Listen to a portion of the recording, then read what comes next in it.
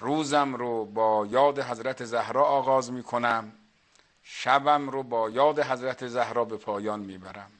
هرچه هست این سیدت نساء اهل الجنه، این خلاصه بیبی دو جهان اگر کرمی کرده و عنایتی کرده، از سر صدقه حضرت زهرا سلام الله علیها داریم. هرچه داریم. آیا کسی که خدا سینه اش را برای اسلام گشاده است و بر فراز مرکبی از نور الهی قرار گرفته همچون کور دلان گمراه است؟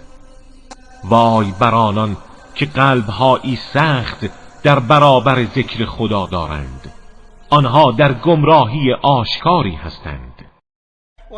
و هر کس از یاد من روی گردان شود زندگی سخت و تنگی خواهد داشت و روز قیامت او را نابینا محشور می‌کنیم. بگو نماز و تمام عبادات من و زندگی و مرگ من همه برای خداوند پروردگار جهانیان است.